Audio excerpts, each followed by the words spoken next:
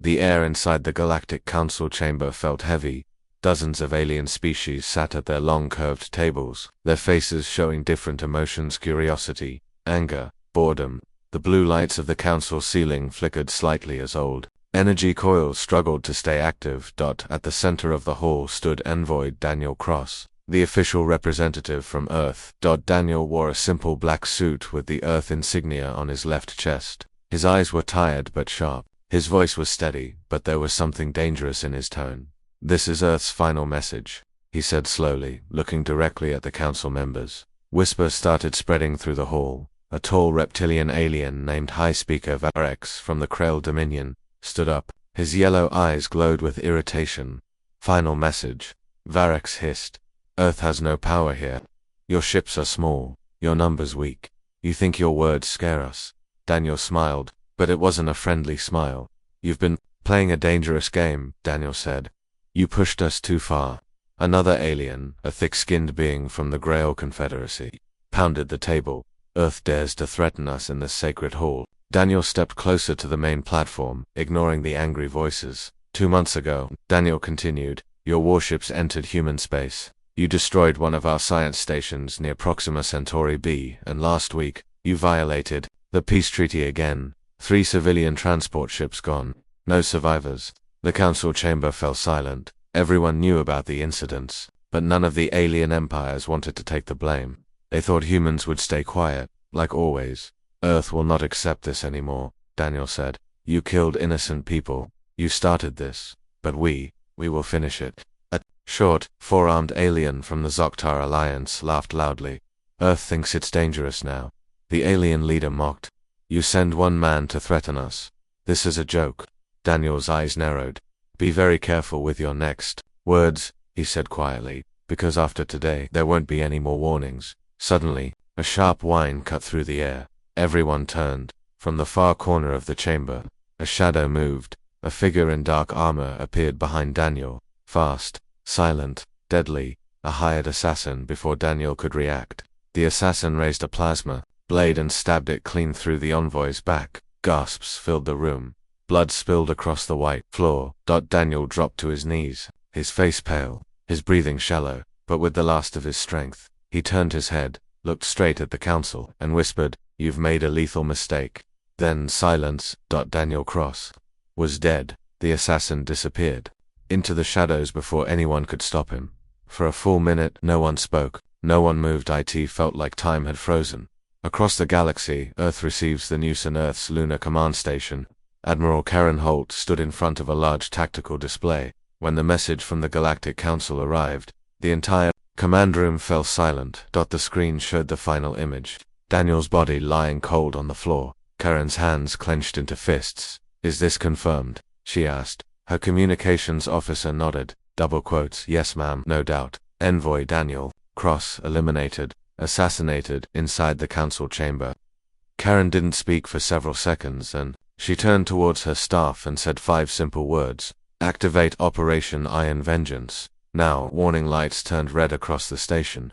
Sirens started blaring. From hidden shipyards around the solar system, human warships began to wake. Stealth cruisers, kinetic strike platforms, and long-range hunter drones all received the same order: prepare for war. The first wave of human stealth fleets uncloaked near Pluto's orbit, black and silent, like shadows in the dark. Inside the council chamber, fear spreads back in the Galactic Council chamber. Panic started growing. Some alien leaders demanded an emergency investigation. Others wanted to hide the news before it spread. But one thing was clear to all of them: killing a human envoy inside a peace council. That was a violation of the highest galactic law. For centuries, envoys were untouchable. Killing one was considered an act of war by every known species. High Speaker Verax sat back in his chair, sweating. This was not authorized. Verax whispered, "We didn't plan this."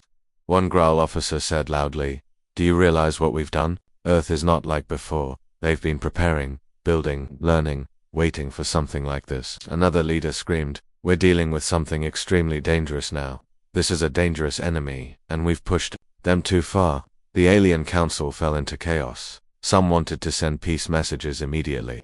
Others suggested a first strike attack on human colonies before Earth could respond. But deep down, they all knew it was too late. Earth was cleared. Earth. Coming cutscene. The hidden human fleet in the cold darkness of space. Near the edge of the Orion Arm, a massive fleet of human warships floated silently. Dozens of capital ships, hundreds of strike craft, thousands of drones, all waiting for one single word. Go. Inside the flagship, Admiral Holt stood at the observation window, watching the distant stars. She held Daniel Cross's photo in her hand. We warned them, she said quietly. Her second-in-command stepped forward. Ma'am, orders. Karen Holt turned, her face cold, her voice steady. Start the countdown. The fleet engines roared to life. Thousands of human weapons systems began to target alien worlds. The Galactic Council chamber was now empty. Where once alien leaders sat shouting and arguing, now only cold silence remained. Security drones floated through the air, scanning for any leftover threats.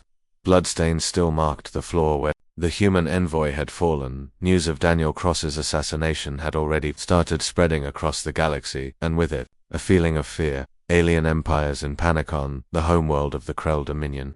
High Speaker Verax stood in front of his war council. Holographic images of Earth's known fleet strength floated in the air. Why haven't they responded yet? Verax growled, slamming his fist onto the table. His generals shifted uncomfortably. We expected an immediate retaliation, one of them said. But Earth...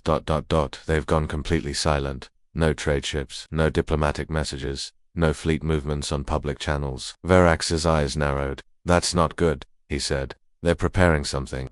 Something extremely dangerous. Spy reports. Something feels wrong far away, on a small moon near Jupiter. An alien spy ship hovered in stealth mode. The crew of the Zaktar scout ship stared at their sensors. Still nothing. The ship captain said nervously, Earth's fleet stations are dark. Civilian traffic stopped. Even their entertainment broadcasts are offline. His communications officer turned around, pale. This feels wrong. Captain, they're too quiet. The captain bit his lip. Humans are unpredictable, dangerous when provoked. Stay alert. But seconds later, all their sensors went black. The scout ship floated dead in space, never reporting back. Inside Earth's war room, silent preparations on Earth. Deep under the surface, inside a bunker called the Iron Vault, Admiral Karen Holt stood at the center of Earth's military command network. Giant digital maps showed enemy positions, weak points, and target lists. Thousands of human officers worked day and night in silence. No public response yet. Admiral, one officer asked. Karen shook her head. Let them sweat, she said. Silence is more dangerous than words. Earth's best war strategists prepared 3 different plans. Operation Silent Hammer, covert strikes on alien leadership. Operation Firestorm, full fleet assault on key alien planets. Operation Iron Vengeance, total war with no survivors. Karen stood over the plans and whispered, we will choose soon. Alien civilizations. Fear grows across alien worlds. People panicked. On the trade world of Voca Prime, merchants packed their ships and left the system.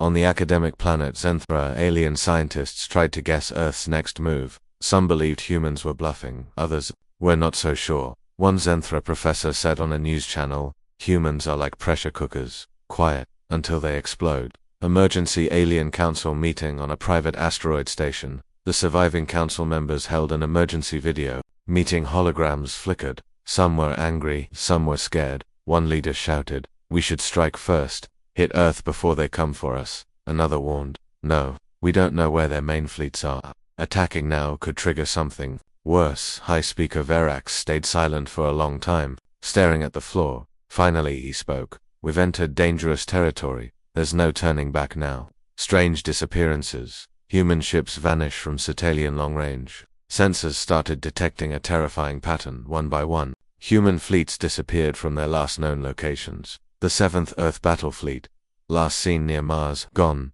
The 12th Strike Group, stationed near Alpha Centauri, vanished. The Black Dagger Recon Wing, near Saturn, no longer responding. Alien analysts ran emergency scans, but the truth became clear. Earth's ships weren't gone. They were hiding.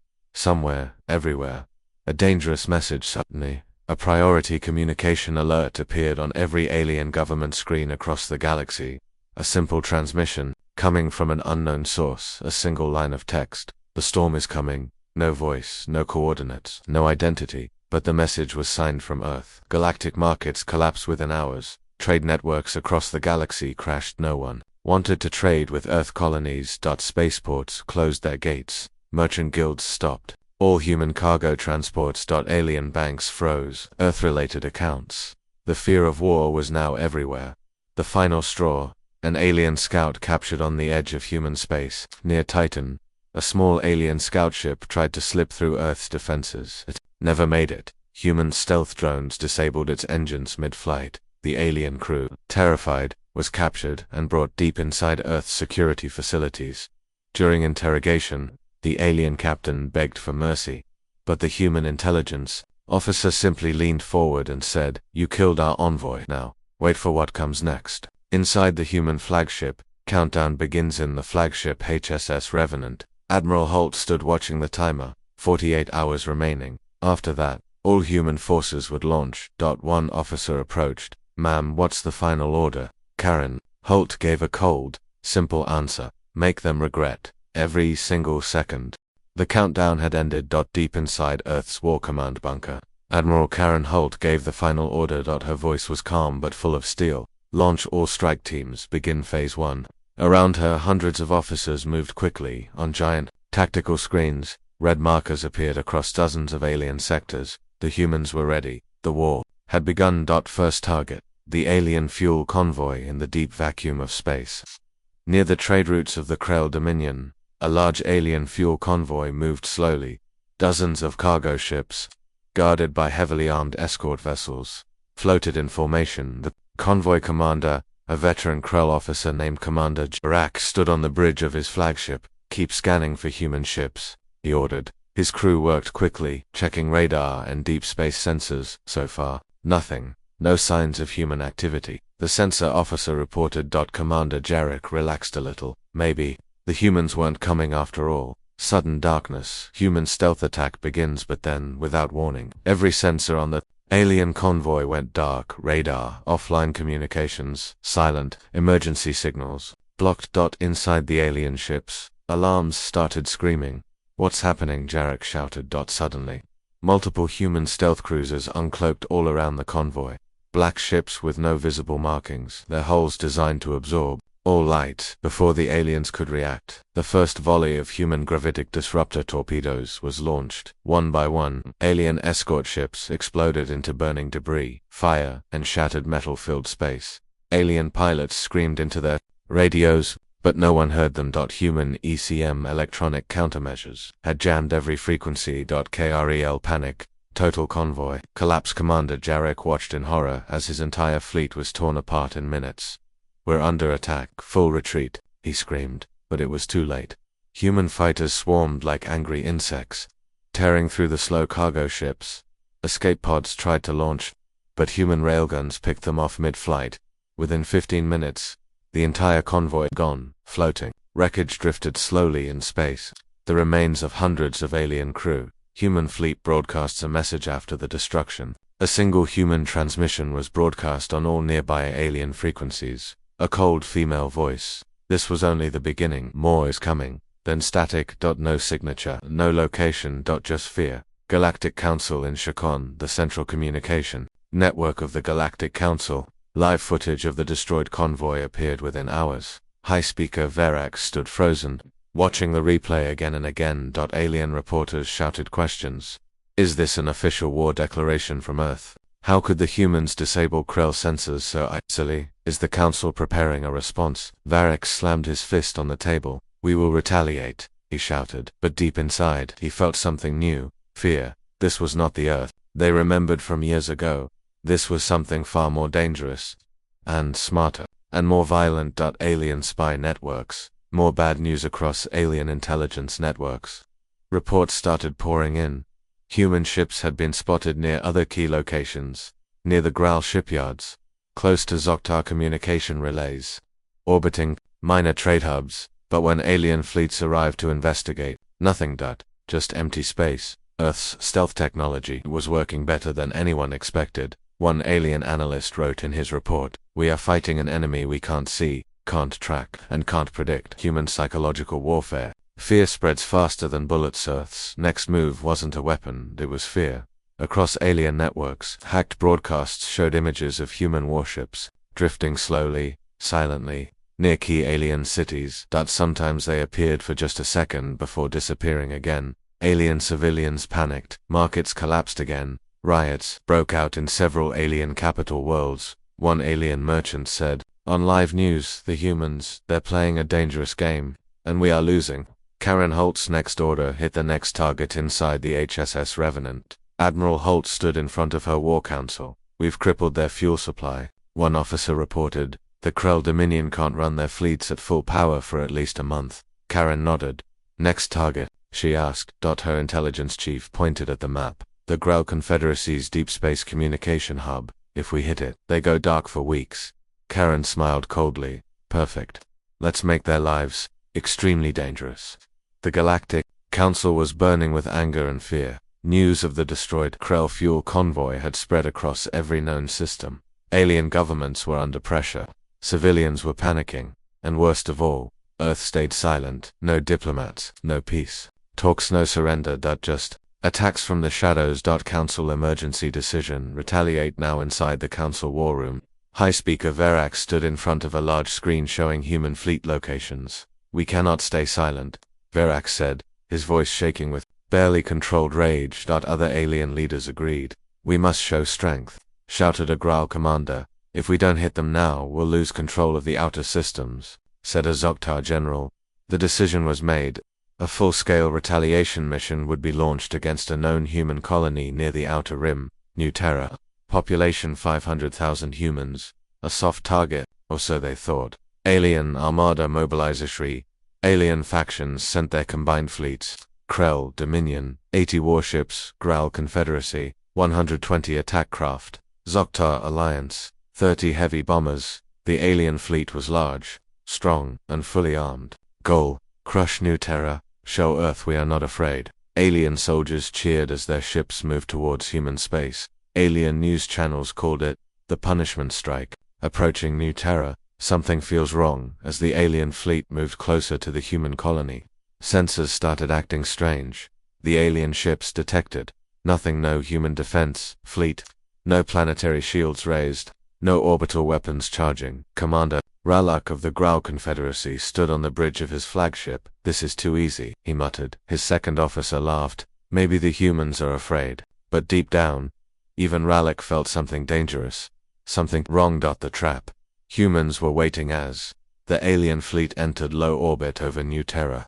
The ambush began. From the dark side of the planet, human stealth cruisers uncloaked 30 hidden Earth warships, fully armed, fully prepared. They had been waiting for this exact moment. Fire all weapons. Admiral Holt's voice came over the fleet-wide channel. Alien fleet crumbles. Human railguns, plasma torpedoes, and kinetic strike pods tore through the alien fleet. The alien bombers were destroyed first, then the Graal attack craft exploded in waves. The Krell ships tried to retreat, but human hunter drones disabled their engines. Within minutes, the alien fleet was broken. Ships drifted in pieces. Fires burned across the wreckage. Thousands of alien soldiers lost ground. Surprise. Human surface defenses. Some alien troops tried to land on New Terra's surface. They thought they could at least cause some damage, but human ground defenses were ready. Orbital rail, surface-to-space missile batteries, and combat mechs activated all at once. Alien drop pods were shot down mid-air. Those few aliens who reached the ground were surrounded by human infantry exosuit units. Laser fire and explosions filled the air. Was a massacre. Not a single alien soldier survived the landing attempt.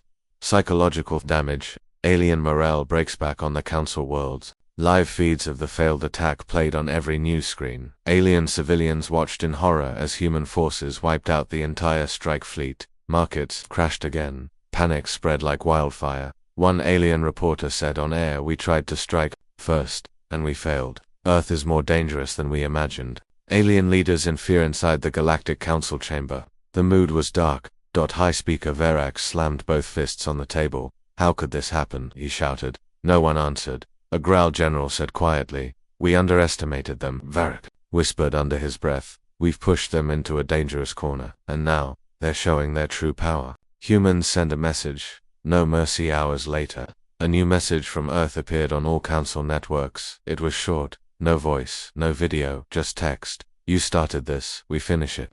Below the message, a single image appeared. The burning wreckage of the failed alien strike fleet, thousands of destroyed ships, floating in space. Karen Holt's next order: expand the war inside the HSS Revenant. Admiral Holt stood before her officers. We defended New Terra, one officer said, but now, it's time to go on the offensive. Karen Holt nodded. Ready. The black units, she said. Next target, their leadership. Her voice stayed cold and focused. We're going to make them deeply regret ever touching one of our envoys. The galaxy was no longer the same. The failed alien strike on New Terra had changed everything. That alien fleets were in retreat. Trade routes were closed. Panic filled alien cities. But Earth stayed silent. No political speeches. No peace talks. No demands. Just one thing. Action. Inside Earth's Black Operations Command deep underground, inside a hidden facility called the Ghost Vault, Earth's most dangerous soldiers waited for orders. They were known as the Black Units, men and women trained for one purpose only: go behind enemy lines, break them from within.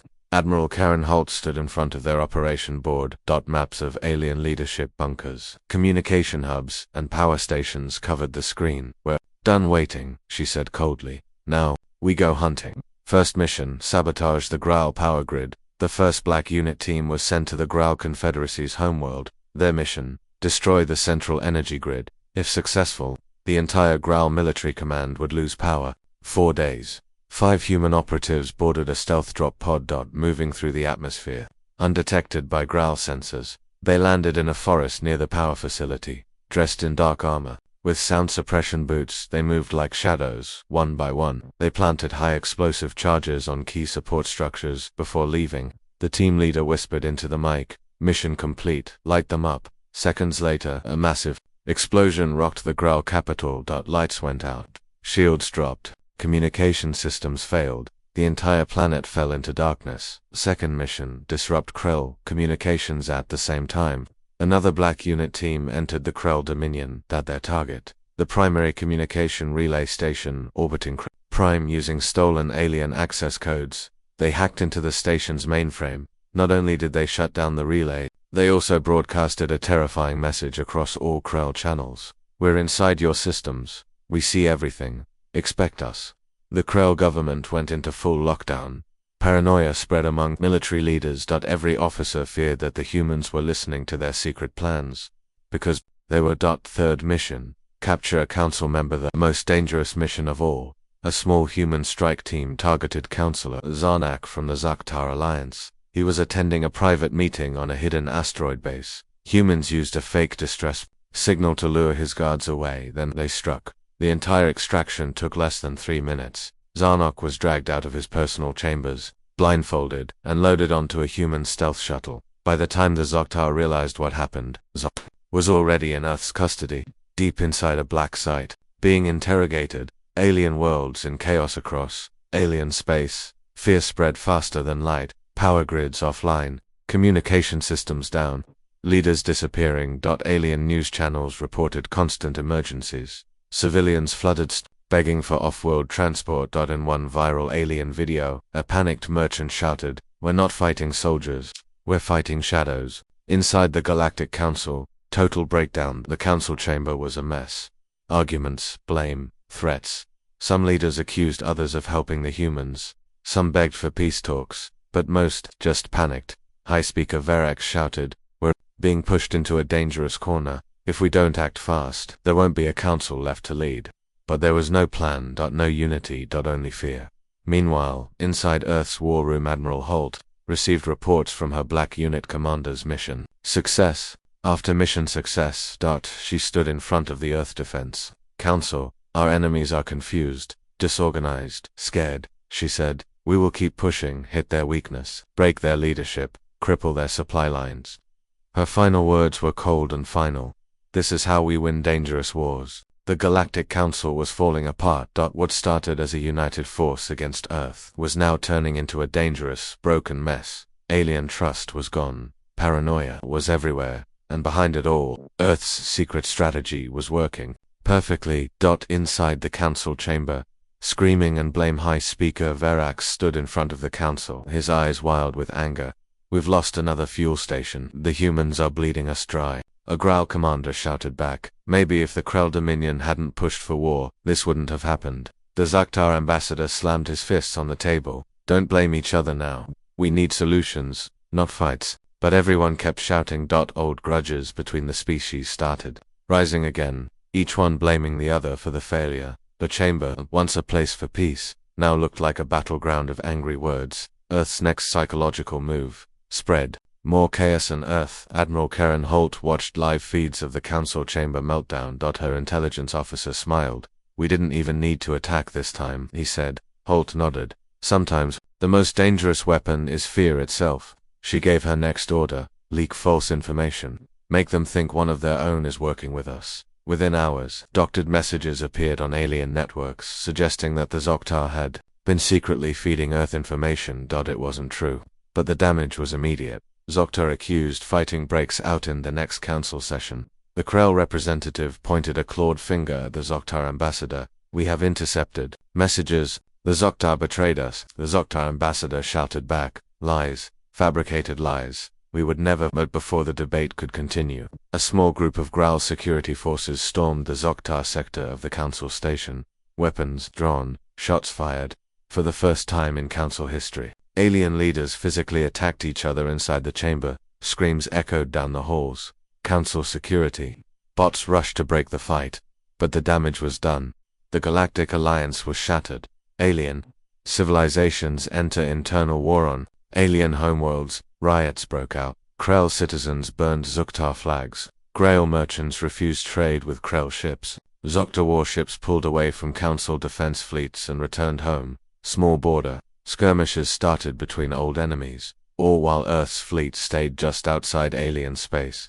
Watching, waiting. Black units continue hitting key targets at the same time. Human black unit teams kept striking small, high-value targets, exploding fuel depots on Krell colonies, shutting down Growl communications on the outer rim, sabotaging Zhuktar shipyards by planting EMP charges inside construction docks. The alien factions were too busy fighting each other to defend against these attacks. Alien news. Total panic. Alien news channels were full of chaos. Council unity falls apart. Zhuktar accused of betrayal. Earth's dangerous shadow war continues.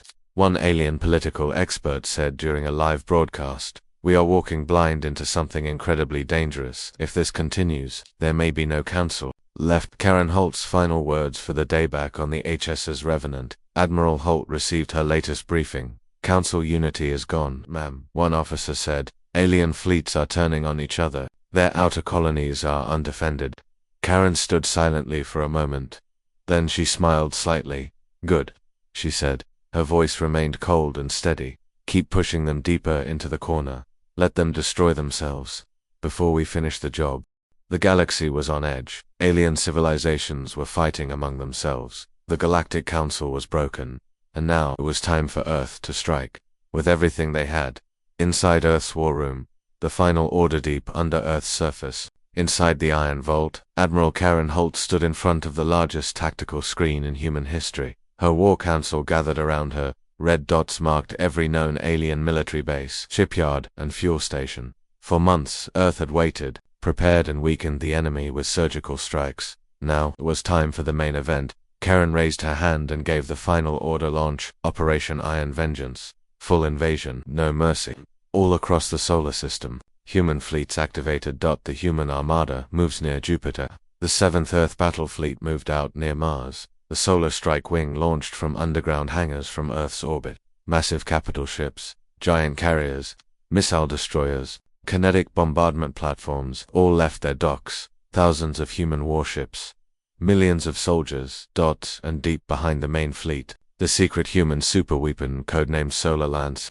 Powered up for the first time. Alien sensors light up. Total fare across alien star systems. Emergency sirens screamed. Alien sensors finally detected Earth's full military movement. Massive energy signatures, fleet formations, larger than ever seen before from humanity. One Growl officer shouted, "They're coming. Full invasion force." Panic erupted. Alien ships scrambled to form defensive lines. But most alien fleets were still fighting each other. Thanks to Earth's earlier psychological attacks, no one was ready for what was coming. First, target. The Krell shipyards. The human fleet didn't stop at borders.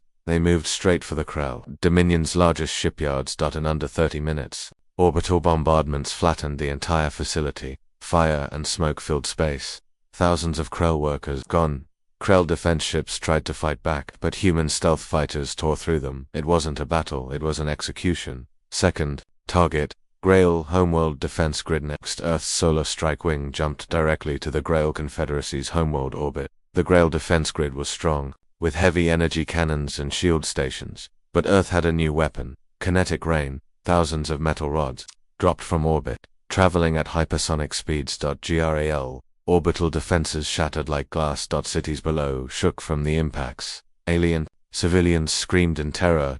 Alien Council tries to flee on a hidden council moon. The remaining alien leaders gathered. High Speaker Verax stood with only a handful of council members left. We need to escape, one councillor said. Run where? Verax asked bitterly. Earth's fleets are everywhere. Suddenly, a human stealth cruiser uncloaked near their moon. The council's escape shuttles were destroyed on the launch pads. The last transmission from the council moon was filled with screams. Deployment of the Solar Lance at the edge of the Zoktar Alliance territory. Earth's secret superweapon, the Solar Lance, charged to full power. Its target, a nearby alien star. The beam fired. In seconds, the star's outer layer destabilized. Massive solar flares erupted, frying every planet in the system with lethal radiation. 5 alien colonies gone. Alien scientists watched in horror as their sun dimmed, flickered, and began to die. One alien commentator on the news said, Earth has crossed into a new level of dangerous warfare. This is planetary extinction level power. Alien civilians, total surrender across alien systems.